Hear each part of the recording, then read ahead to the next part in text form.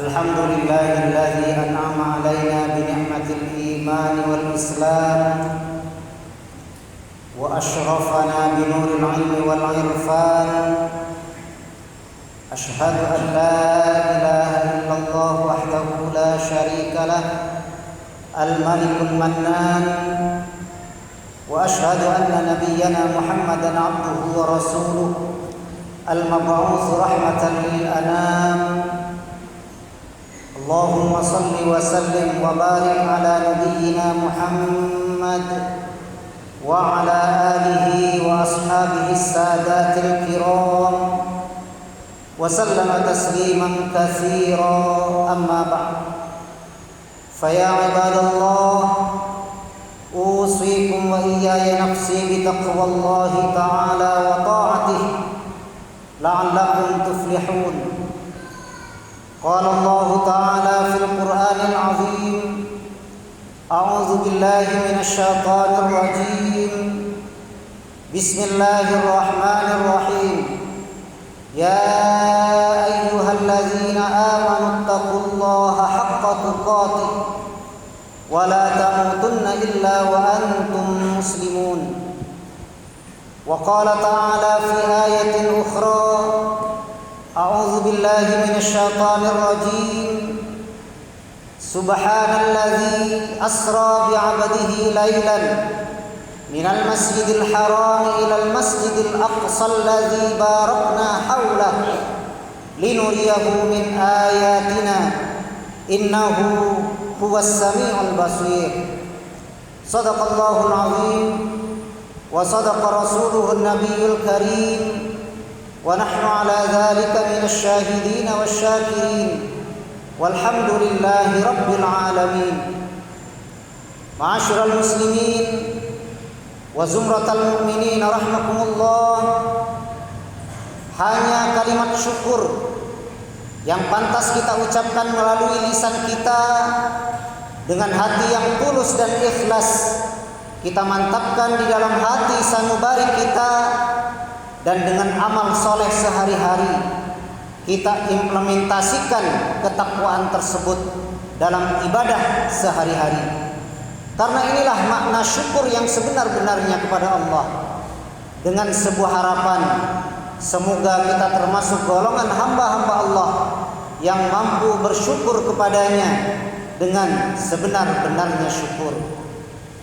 Salawat dan salam semoga selalu tercurah buat Nabi Muhammad sallallahu alaihi wasallam yang telah menyelamatkan dan meluruskan keyakinan dan akidah kita hingga detik ini. Karena iman dan takwalah yang membawa kita berkumpul di masjid yang penuh barokah ini dalam rangka melaksanakan salah satu kebutuhan dan kewajiban kita kepada Allah, yaitu melaksanakan sholat Jum'ah berjamaah.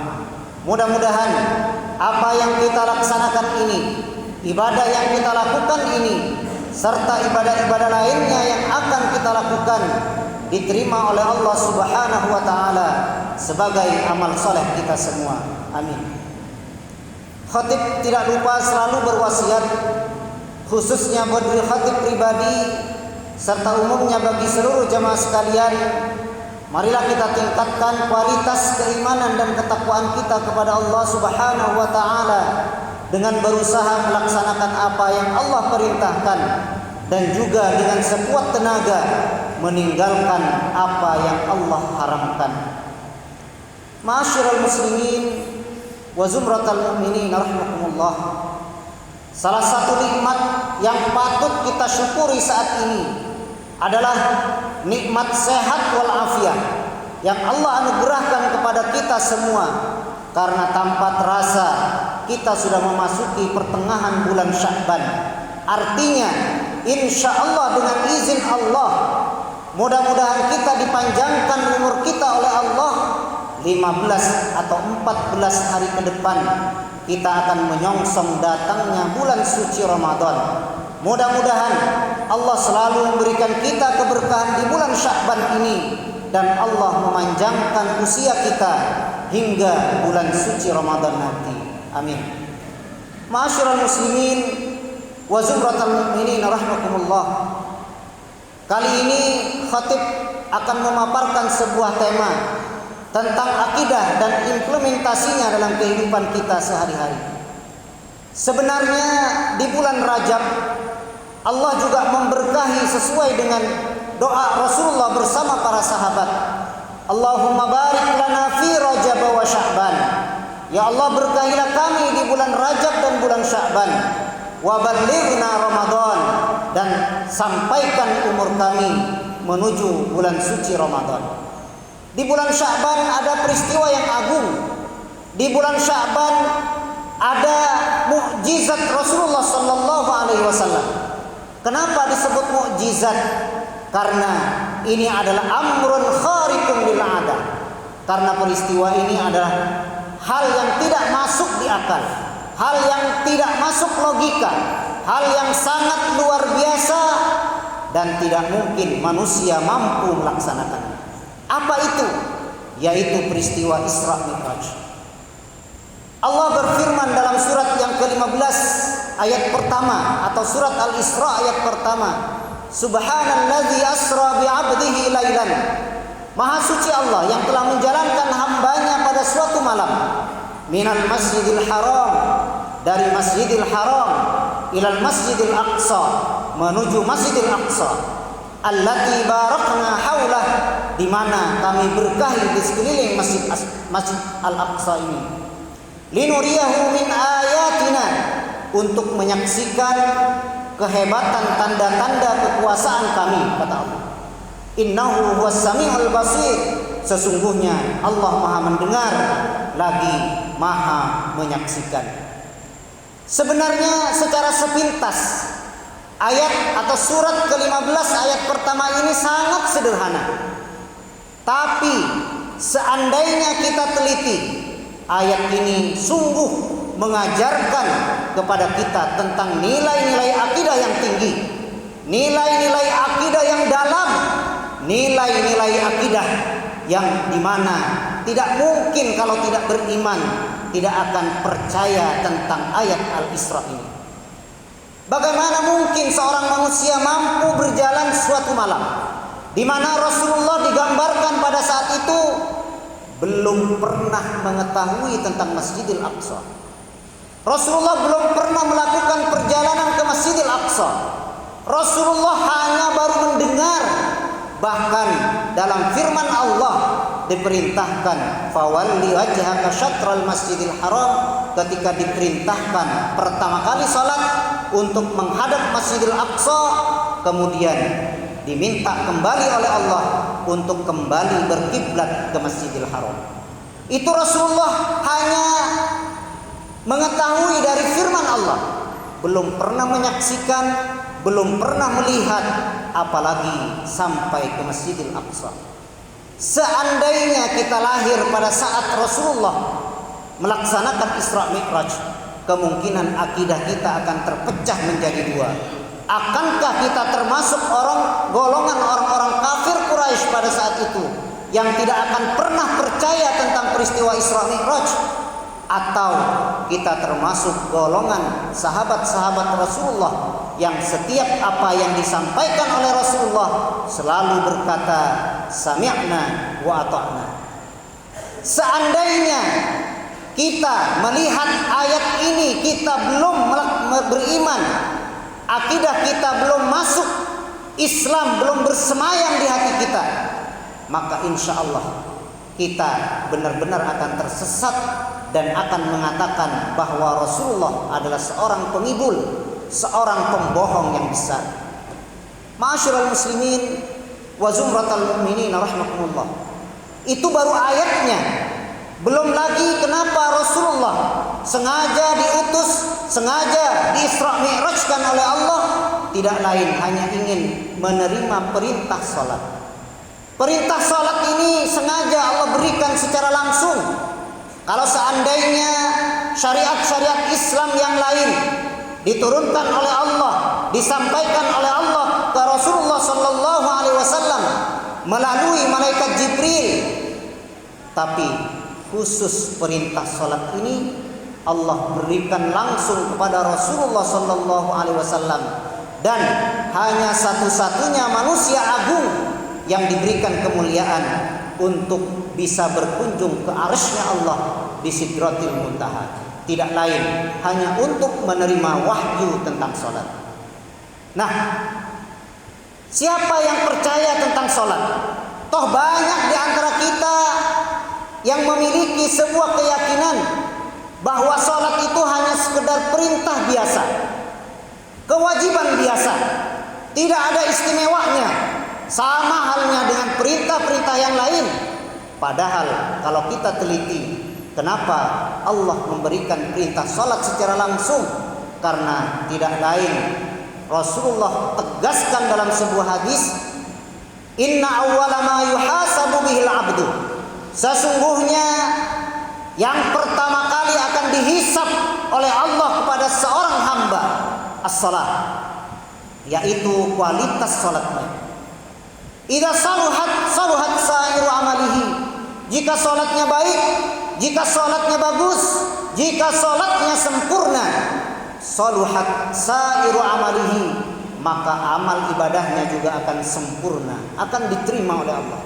Wa idza fasadat, jika salatnya kacau, jika salatnya amburadul, jika salatnya hanya musiman sesuai dengan situasi dan kondisi, fasadat sa'iru amalihi, maka rusaklah juga seluruh amal ibadahnya. Ma'asyiral muslimin wa zumratal mu'minin rahimakumullah. Kemudian juga Rasulullah tegaskan, suatu saat ada seorang sahabat datang kepada Rasulullah sallallahu alaihi wasallam. Kemudian beliau bertanya kepada Rasul, "Ya Rasulullah, wahai Rasulullah, dullani ala amalin, ajarilah, tunjukilah kepadaku atas amalan, idza amiltuhu, jika seandainya aku perbuat, jika seandainya aku lakukan, ahabbani Allah wa ahabbani an-nas, saya akan dicintai oleh Allah dan juga akan disukai oleh manusia." Maka Rasulullah menjawab, as-salatu ala waqtiha, salatlah pada waktunya. Ulama sepakat as-salatu ala waqtiha adalah as-salatu fi awwali waqtiha, salat pada awal waktunya. Seandainya kita teliti, seandainya kita memanggil seseorang, bisa jadi orang tersebut adalah orang yang bandel. Hanya kalau dipanggil dia akan menghadap.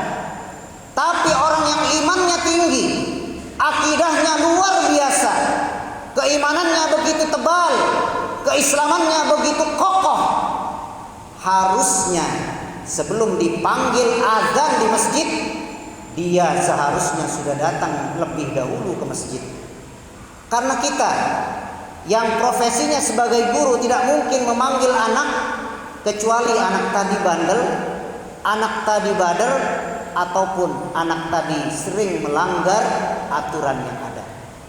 Maka pantas ketika perintah salat ini diberikan, azan berkumandang di masjid, itu merupakan panggilan bagi kita yang bader, bagi kita yang tidak ngeh kalau kewajiban kita adalah menghadiri waktu salat. Syukur-syukur sebelum azan dikumandangkan.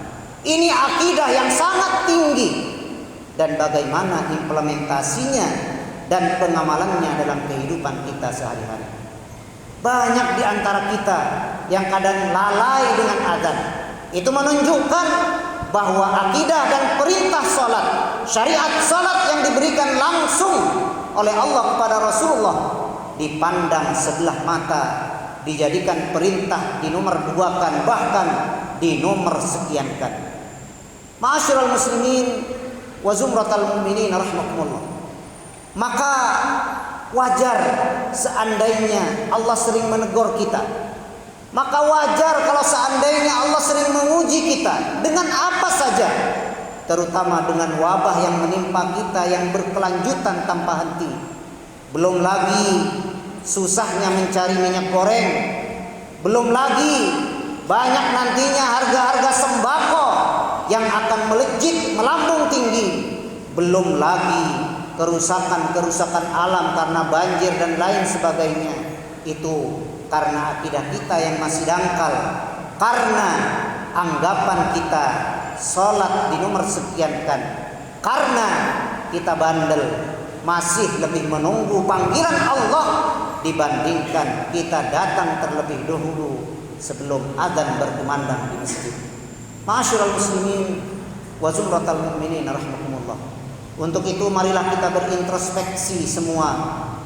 Untuk itu kita mengkaji diri kita semua. Sudahkah kita melaksanakan sholat tepat pada waktunya atau di awal waktunya? Kalau sebelum ini di pintu-pintu rumah kita, di jendela-jendela kamar kita, ataupun di lemari-lemari kita bertuliskan, sudahkah Anda sholat? Hendaklah segera dirubah, hendaklah segera diganti dengan, sudahkah Anda sholat berjamaah? Mudah-mudahan kita semua menjadi hamba-hamba Allah yang diberikan ilmu yang bermanfaat oleh Allah untuk dapat kita amalkan dalam kehidupan sehari-hari kita sebagai implementasi dari akidah, keimanan dan keislaman yang bersemayam di dalam hati sanubari kita, sehingga kita termasuk hamba-hamba Allah yang selalu sentausa di dunia, lebih-lebih di akhirat nanti. Amin amin ya rabbal alamin. Barakallahu li wa lakum fil Qur'anil azim wa nafa'ani lima fihi minal ayati wa dzikril hakim wa taqabbalallahu minna wa minkum tilawatah innahu huwal ghafurur rahim wa qur rabbighfir warham wa anta arhamur rahimin.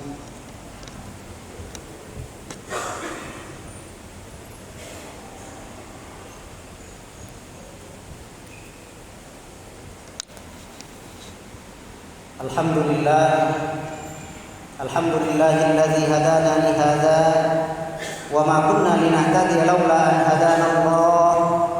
Asyhadu an la ilaha illallah wahdahu la syarika lah wa asyhadu anna Muhammadan abduhu wa rasuluh. Allahumma shalli wa sallim wa barik ala nabiyyina Muhammad wa ala alihi wa ashabihi wat tabi'in wa tabi'it tabi'in ila yaumiddin, amma ba'd. فيا عباد الله أوصيكم وإياي نفسي بتقوى الله تعالى وطاعته لعلكم تفلحون. قال الله تعالى في القرآن العظيم: أعوذ بالله من الشيطان الرجيم إن الله وملائكته يصلون على النبي يا أيها الذين آمنوا صلوا عليه وسلموا تسليما. اللهم صل وسلم وبارك على نبينا محمد وآل نبينا محمد كما صليت وسلمت على نبينا إبراهيم وآل نبينا إبراهيم إنك حميد مجيد. اللهم اغفر للمسلمين والمسلمات والمؤمنين والمؤمنات الأحياء منهم والأموات إنك سميع قريب مجيب الدعوات ويا قاضي الحاجات. ربنا اغفر لنا ولإخواننا الذين سبقونا بالإيمان ولا تجعل في قلوبنا غلا للذين آمنوا ربنا إنك رؤوف رحيم.